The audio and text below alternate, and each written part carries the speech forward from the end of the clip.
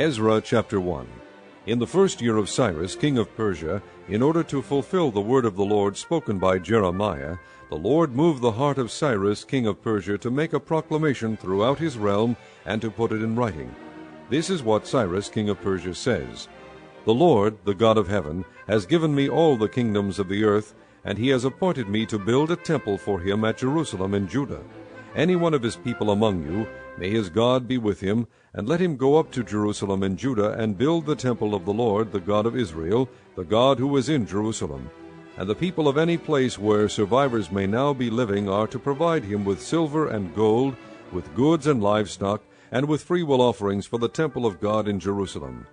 Then the family heads of Judah and Benjamin, and the priests and Levites, everyone whose heart God had moved, prepared to go up and build the house of the Lord in Jerusalem. All their neighbors assisted them with articles of silver and gold, with goods and livestock, and with valuable gifts, in addition to all the freewill offerings. Moreover, King Cyrus brought out the articles belonging to the temple of the Lord, which Nebuchadnezzar had carried away from Jerusalem, and had placed in the temple of his God. Cyrus, king of Persia, had them brought by Mithredath, the treasurer, who counted them out to Sheshbazzar, the prince of Judah. This was the inventory: gold dishes 30, silver dishes 1,000, silver pans 29, gold bowls 30, matching silver bowls 410, other articles 1,000. In all, there were 5,400 articles of gold and of silver. Sheshbazzar brought all these along when the exiles came up from Babylon to Jerusalem. Chapter 2. Now these are the people of the province who came up from the captivity of the exiles, whom Nebuchadnezzar king of Babylon had taken captive to Babylon. They returned to Jerusalem and Judah, each to his own town, in company with Zerubbabel, Jeshua, Nehemiah, Seraiah, Reelaiah, Mordecai, Bilshan, Mispar, Bigvai, Rahum, and Baanah.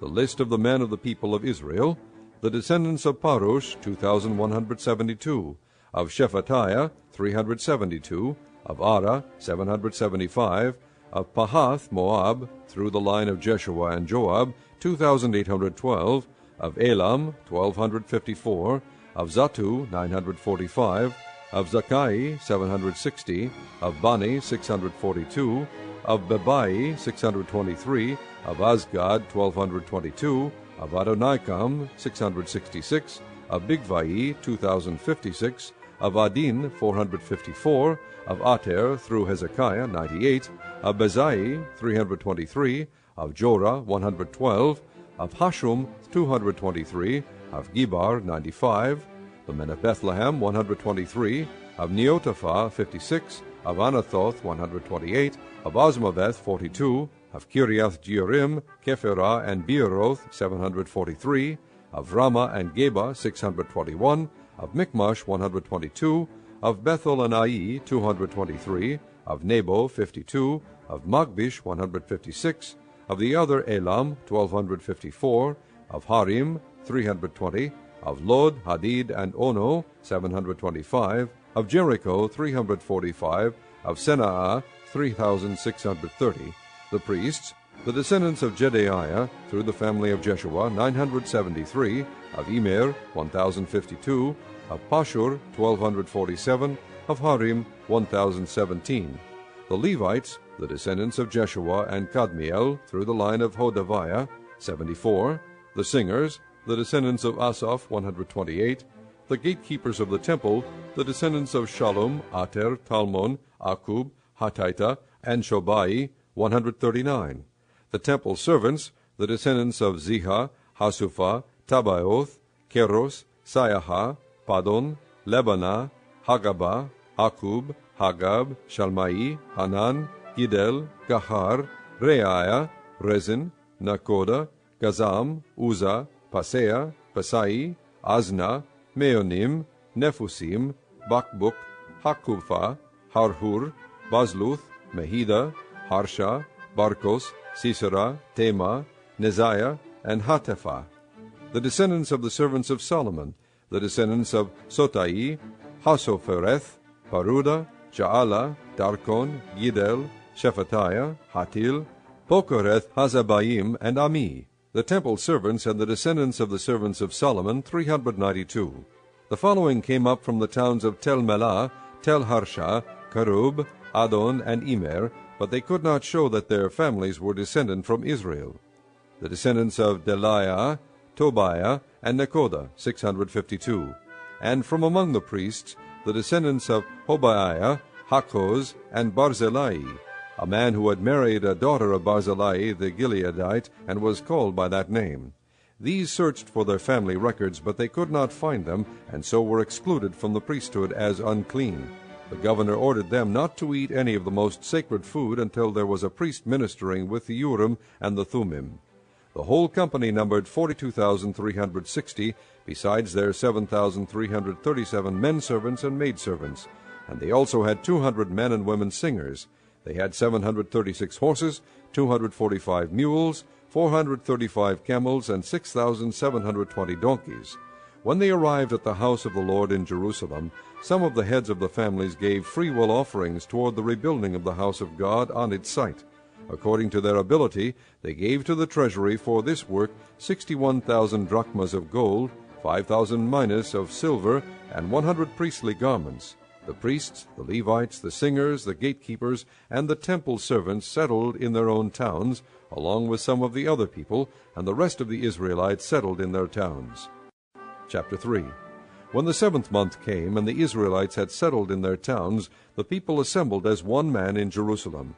Then Jeshua son of Jozadak and his fellow priests, and Zerubbabel son of Shealtiel and his associates, began to build the altar of the God of Israel, to sacrifice burnt offerings on it, in accordance with what is written in the law of Moses the man of God. Despite their fear of the peoples around them, they built the altar on its foundation, and sacrificed burnt offerings on it to the Lord, both the morning and evening sacrifices. Then, in accordance with what is written, they celebrated the Feast of Tabernacles with the required number of burnt offerings prescribed for each day. After that, they presented the regular burnt offerings, the new moon sacrifices, and the sacrifices for all the appointed sacred feasts of the Lord, as well as those brought as freewill offerings to the Lord. On the first day of the 7th month they began to offer burnt offerings to the Lord, though the foundation of the Lord's temple had not yet been laid. Then they gave money to the masons and carpenters, and gave food and drink and oil to the people of Sidon and Tyre, so that they would bring cedar logs by sea from Lebanon to Joppa, as authorized by Cyrus king of Persia. In the 2nd month of the 2nd year after their arrival at the house of God in Jerusalem, Zerubbabel son of Shealtiel, Jeshua son of Jozadak, and the rest of their brothers, the priests and the Levites, and all who had returned from the captivity to Jerusalem, began the work, appointing Levites 20 years of age and older to supervise the building of the house of the Lord. Jeshua and his sons and brothers, and Kadmiel and his sons, descendants of Hodaviah, and the sons of Henadad, and their sons and brothers, all Levites, joined together in supervising those working on the house of God.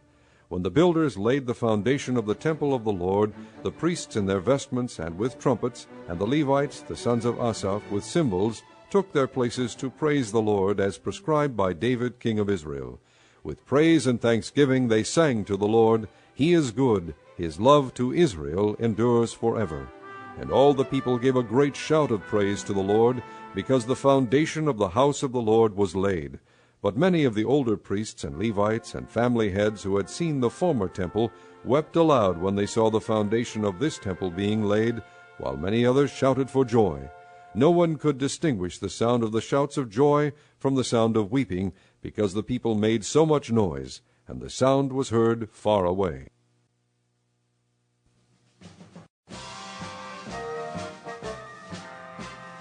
Chapter 4. When the enemies of Judah and Benjamin heard that the exiles were building a temple for the Lord, the God of Israel, they came to Zerubbabel and to the heads of the families and said, "Let us help you build, because like you we seek your God, and have been sacrificing to him since the time of Esarhaddon, king of Assyria, who brought us here." But Zerubbabel, Jeshua, and the rest of the heads of the families of Israel answered, "You have no part with us in building a temple to our God. We alone will build it for the Lord, the God of Israel, as King Cyrus, the king of Persia, commanded us." Then the peoples around them set out to discourage the people of Judah and make them afraid to go on building. They hired counselors to work against them and frustrate their plans during the entire reign of Cyrus, king of Persia, and down to the reign of Darius, king of Persia. At the beginning of the reign of Xerxes, they lodged an accusation against the people of Judah and Jerusalem. And in the days of Artaxerxes, king of Persia, Bishlam, Mithredath, Tabeel, and the rest of his associates wrote a letter to Artaxerxes. The letter was written in Aramaic script and in the Aramaic language. Rehum, the commanding officer, and Shimshai, the secretary, wrote a letter against Jerusalem to Artaxerxes, the king, as follows. Rehum, the commanding officer, and Shimshai, the secretary, together with the rest of their associates, the judges and officials over the men from Tripolis, Persia, Erech, and Babylon, the Elamites of Susa, and the other people whom the great and honorable Ashurbanipal deported and settled in the city of Samaria and elsewhere in Trans-Euphrates. This is a copy of the letter they sent him. To King Artaxerxes, from your servants, the men of Trans-Euphrates. The king should know that the Jews who came up to us from you have gone to Jerusalem and are rebuilding that rebellious and wicked city. They are restoring the walls and repairing the foundations. Furthermore, the king should know that if this city is built and its walls are restored, no more taxes, tribute, or duty will be paid, and the royal revenues will suffer. Now, since we are under obligation to the palace, and it is not proper for us to see the king dishonored, we are sending this message to inform the king, so that a search may be made in the archives of your predecessors. In these records you will find that this city is a rebellious city, troublesome to kings and provinces, a place of rebellion from ancient times. That is why this city was destroyed. We inform the king that if this city is built and its walls are restored, you will be left with nothing in Trans-Euphrates. The king sent this reply.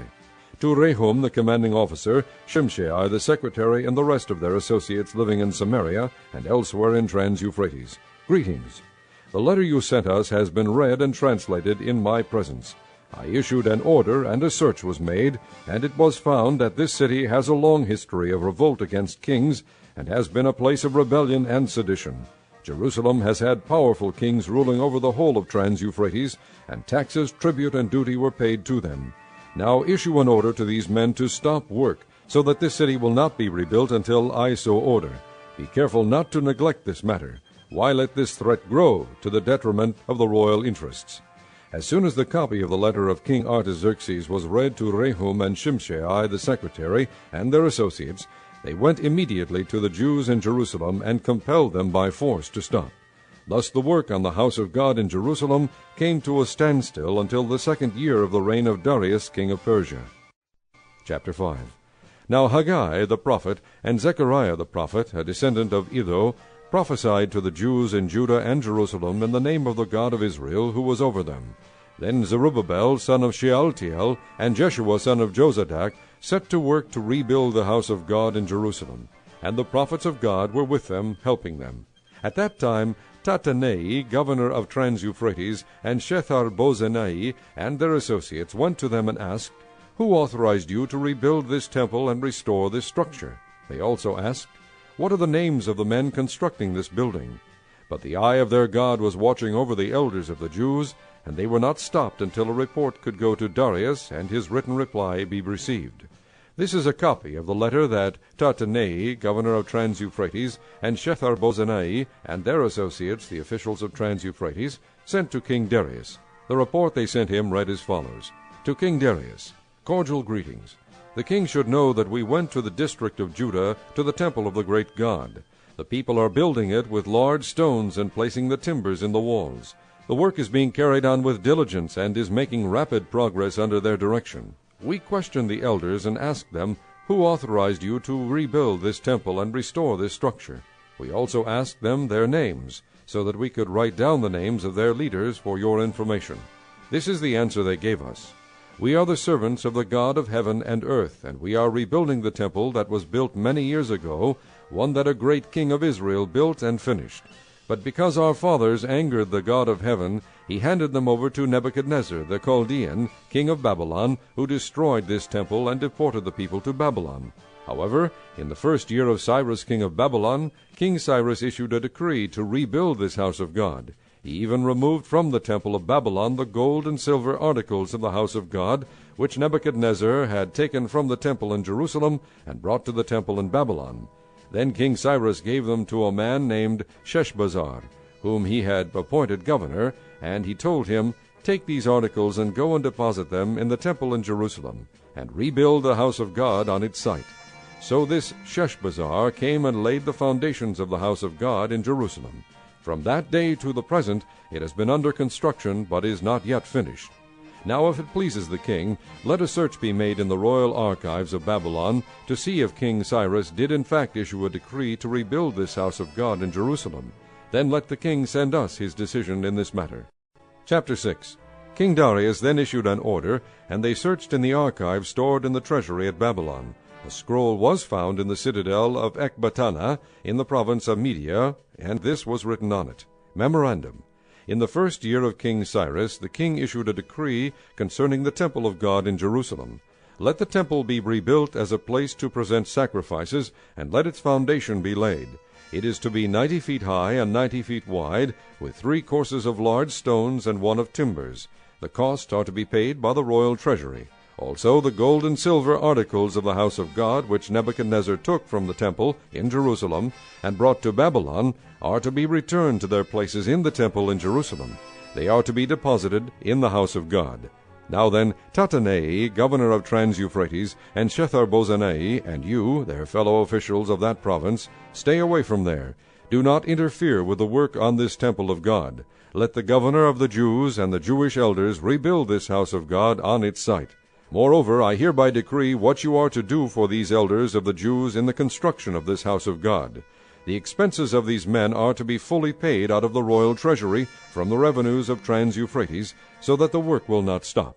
Whatever is needed, young bulls, rams, male lambs for burnt offerings to the God of heaven, and wheat, salt, wine, and oil, as requested by the priests in Jerusalem, must be given them daily without fail, so that they may offer sacrifices pleasing to the God of heaven, and pray for the well-being of the king and his sons.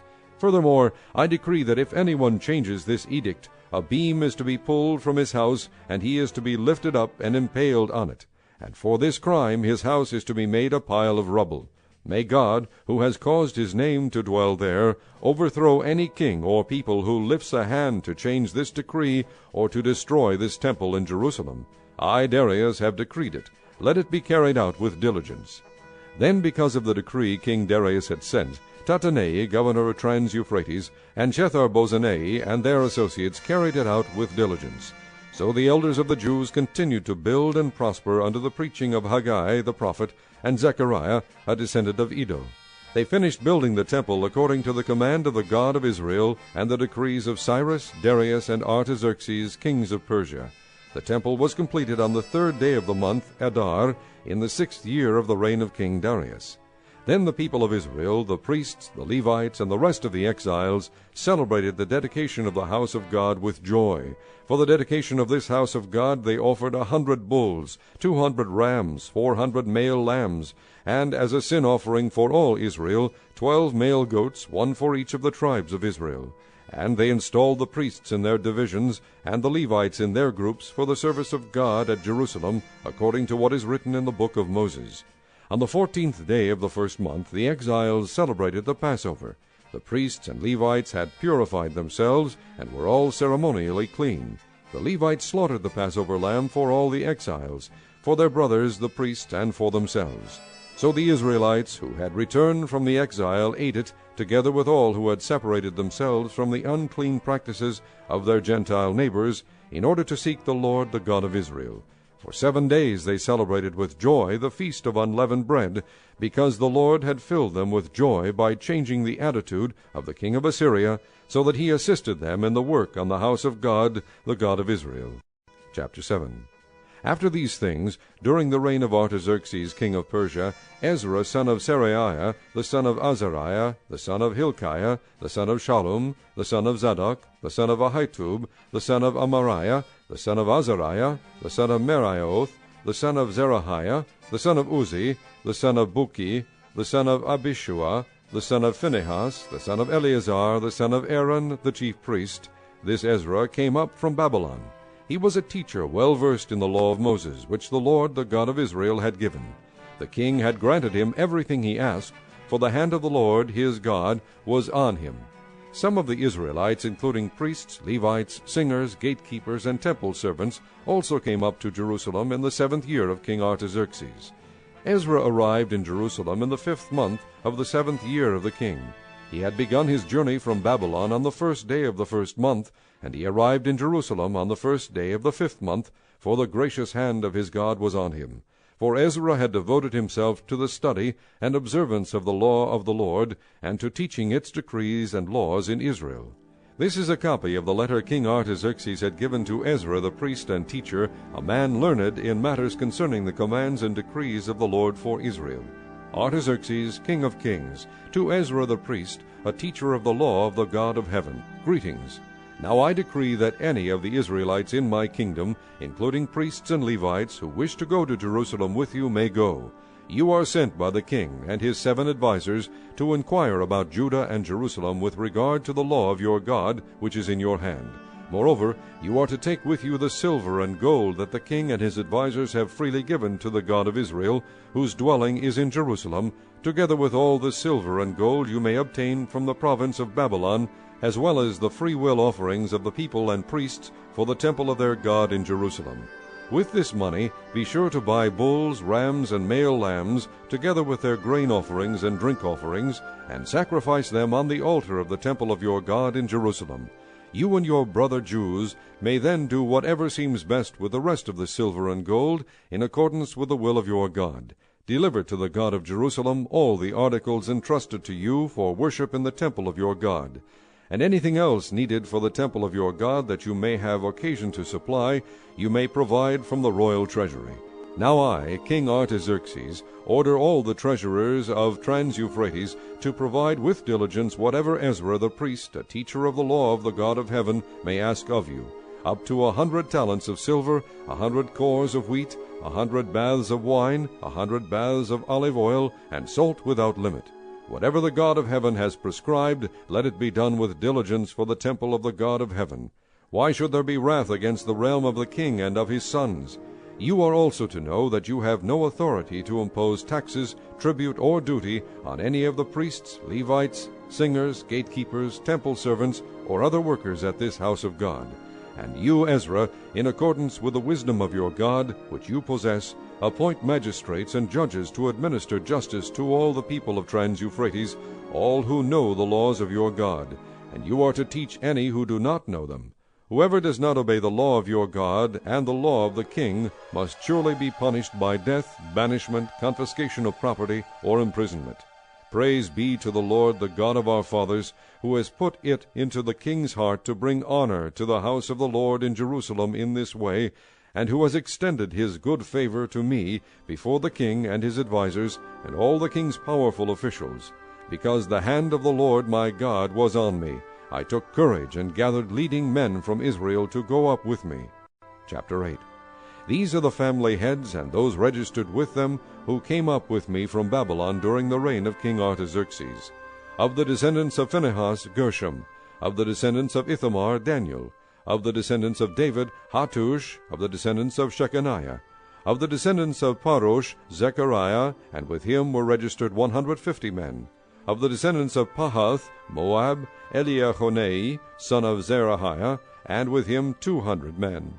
Of the descendants of Zattu, Shechaniah, son of Jahaziel, and with him 300 men. Of the descendants of Adin, Ebed, son of Jonathan, and with him 50 men. Of the descendants of Elam, Jeshiah, son of Ataliah, and with him 70 men.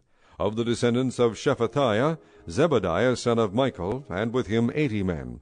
Of the descendants of Joab, Obadiah, son of Jehiel, and with him 218 men. Of the descendants of Bani, Shelomith, son of Josephiah, and with him 160 men. Of the descendants of Bebai, Zechariah, son of Bebai, and with him 28 men. Of the descendants of Azgad, Johanan, son of Hakatan, and with him 110 men. Of the descendants of Adonikam, the last ones, whose names were Ephelet, Jeuel, and Shemaiah, and with them 60 men. Of the descendants of Bigvai, Uthai, and Zakur, and with them 70 men. I assembled them at the canal that flows toward Ahava, and we camped there 3 days. When I checked among the people and the priests, I found no Levites there.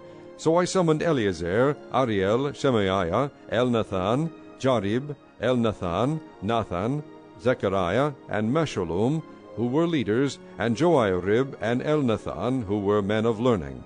And I sent them to Iddo, the leader in Casiphia. I told them what to say to Iddo and his kinsmen, the temple servants in Casiphia, so that they might bring attendants to us for the house of our God. Because the gracious hand of our God was on us, they brought us Sherebiah, a capable man, from the descendants of Mali, son of Levi, the son of Israel, and Sherebiah's sons and brothers, 18 men, and Hashabiah, together with Jeshaiah, from the descendants of Merari, and his brothers and nephews, 20 men. They also brought 220 of the temple servants, a body that David and the officials had established to assist the Levites. All were registered by name. There, by the Ahava canal, I proclaimed a fast, so that we ourselves before our God, and ask him for a safe journey for us and our children, with all our possessions.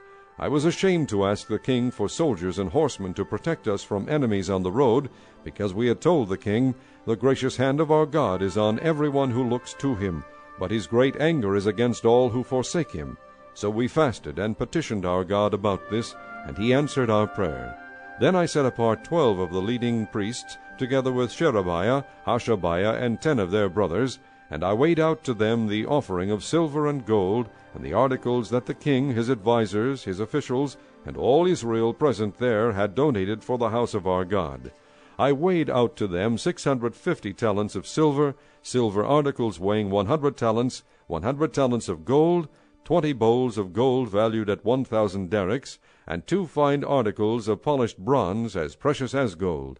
I said to them, You as well as these articles are consecrated to the Lord. The silver and gold are a free will offering to the Lord, the God of your fathers.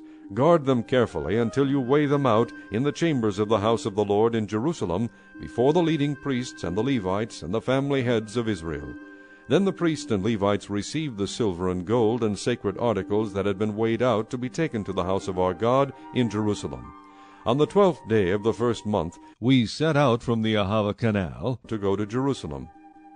The hand of our God was on us, and he protected us from enemies and bandits along the way. So we arrived in Jerusalem, where we rested 3 days. On the 4th day, in the house of our God, we weighed out the silver and gold and the sacred articles into the hands of Meremoth son of Uriah the priest. Eleazar son of Phinehas was with him, and so were the Levites Jozabad son of Jeshua, and Noadiah son of Binnui. Everything was accounted for by number and weight, and the entire weight was recorded at that time. Then the exiles who had returned from captivity sacrificed burnt offerings to the God of Israel, 12 bulls for all Israel, 96 rams, 77 male lambs, and as a sin offering 12 male goats. All this was a burnt offering to the Lord. They also delivered the king's orders to the royal satraps and to the governors of Trans-Euphrates, who then gave assistance to the people and to the house of God. Chapter 9. After these things had been done, the leaders came to me and said, The people of Israel, including the priests and the Levites, have not kept themselves separate from the neighboring peoples with their detestable practices, like those of the Canaanites, Hittites, Perizzites, Jebusites, Ammonites, Moabites, Egyptians, and Amorites. They have taken some of their daughters as wives for themselves and their sons, and have mingled the holy race with the peoples around them. And the leaders and officials have led the way in this unfaithfulness. When I heard this, I tore my tunic and cloak, pulled hair from my head and beard, and sat down appalled. Then everyone who trembled at the words of the God of Israel gathered around me because of this unfaithfulness of the exiles, and I sat there appalled until the evening sacrifice. Then at the evening sacrifice I rose from my self-abasement, with my tunic and cloak torn, and fell on my knees with my hands spread out to the Lord my God, and prayed, O my God, I am too ashamed and disgraced to lift up my face to you, my God, because our sins are higher than our heads, and our guilt has reached to the heavens. From the days of our forefathers until now our guilt has been great. Because of our sins, we and our kings and our priests have been subjected to the sword and captivity, to pillage and humiliation at the hand of foreign kings, as it is today. But now for a brief moment the Lord our God has been gracious in leaving us a remnant and giving us a firm place in his sanctuary, and so our God gives light to our eyes and a little relief in our bondage. Though we are slaves, he has not deserted us in our bondage. He has shown us kindness in the sight of the kings of Persia. He has granted us new life to rebuild the house of our God and repair its ruins, and he has given us a wall of protection in Judah and Jerusalem. But now, O our God, what can we say after this? For we have disregarded the commands you gave through your servants the prophets when you said, The land you are entering to possess is a land polluted by the corruption of its peoples. By their detestable practices they have filled it with their impurity from one end to the other. Therefore do not give your daughters in marriage to their sons, or take their daughters for your sons. Do not seek a treaty of friendship with them at any time, that you may be strong and eat the good things of the land and leave it to your children as an everlasting inheritance. What has happened to us is a result of our evil deeds and our great guilt. And yet, our God, you have punished us less than our sins have deserved, and have given us a remnant like this. Shall we again break your commands and intermarry with the peoples who commit such detestable practices? Would you not be angry enough with us to destroy us, leaving us no remnant or survivor? O Lord God of Israel, you are righteous. We are left this day as a remnant. Here we are before you in our guilt, though because of it not one of us can stand in your presence. Chapter 10. While Ezra was praying and confessing, weeping and throwing himself down before the house of God, a large crowd of Israelites, men, women, and children, gathered around him. They too wept bitterly. Then Shechaniah, son of Jehiel, one of the descendants of Elam, said to Ezra, We have been unfaithful to our God by marrying foreign women from the peoples around us, but in spite of this there is still hope for Israel. Now let us make a covenant before our God to send away all these women and their children, in accordance with the counsel of my Lord and of those who fear the commands of our God. Let it be done according to the law. Rise up, this matter is in your hands. We will support you, so take courage and do it. So Ezra rose up, and put the leading priests and Levites and all Israel under oath to do what had been suggested. And they took the oath. Then Ezra withdrew from before the house of God, and went to the room of Jehohanan, son of Eliashib. While he was there, he ate no food and drank no water, because he continued to mourn over the unfaithfulness of the exiles. A proclamation was then issued throughout Judah and Jerusalem for all the exiles to assemble in Jerusalem. Anyone who failed to appear within 3 days would forfeit all his property, in accordance with the decision of the officials and elders, and would himself be expelled from the assembly of the exiles. Within the 3 days all the men of Judah and Benjamin had gathered in Jerusalem, and on the 20th day of the 9th month all the people were sitting in the square before the house of God, greatly distressed by the occasion and because of the rain. Then Ezra the priest stood up and said to them, You have been unfaithful. You have married foreign women, adding to Israel's guilt. Now make confession to the Lord, the God of your fathers, and do his will. Separate yourselves from the peoples around you, and from your foreign wives. The whole assembly responded with a loud voice, You are right, we must do as you say. But there are many people here, and it is the rainy season, so we cannot stand outside. Besides, this matter cannot be taken care of in a day or two, because we have sinned greatly in this thing. Let our officials act for the whole assembly. Then let everyone in our towns who has married a foreign woman come at a set time, along with the elders and judges of each town, until the fierce anger of our God in this matter is turned away from us. Only Jonathan son of Asahel and Jazaiah son of Tikvah, supported by Meshullam and Shabbethai the Levite, oppose this. So the exiles did as was proposed. Ezra the priest selected men who were family heads, one from each family division, and all of them designated by name. On the first day of the 10th month they sat down to investigate the cases, and by the first day of the 1st month they finished dealing with all the men who had married foreign women. Among the descendants of the priests the following had married foreign women. From the descendants of Jeshua son of Jozadak and his brothers, Maaseiah, Eleazar, Jarib, and Gedaliah. They all gave their hands in pledge to put away their wives, and for their guilt they each presented a ram from the flock as a guilt offering. From the descendants of Immer, Hanani and Zebadiah. From the descendants of Harim, Maaseiah, Elijah, Shemaiah, Jehiel, and Uzziah. From the descendants of Pashur, Elionai, Maaseiah, Ishmael, Nathanael, Jozabad, and Elasa. Among the Levites, Jozabad, Shimei, Kelaiah, that is, Kelita, Pethahiah, Judah, and Eleazar. From the singers, Eliashib. From the gatekeepers, Shallum, Telem, and Uri.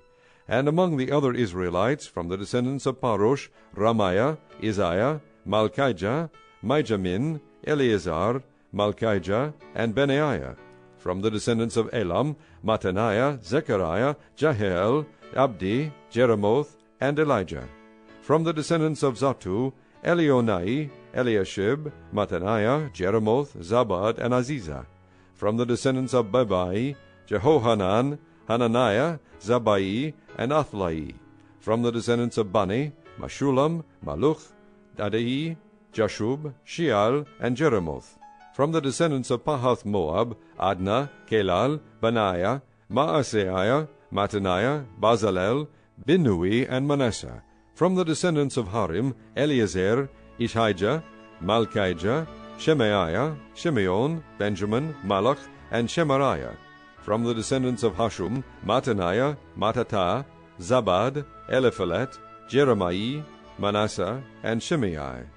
From the descendants of Bani, Maadai, Amram, Uel, Benaiah, Bedaiah, Keluhi, Vanaiah, Meramoth, Eliashib, Mattaniah, Mattanai, and Jaashu.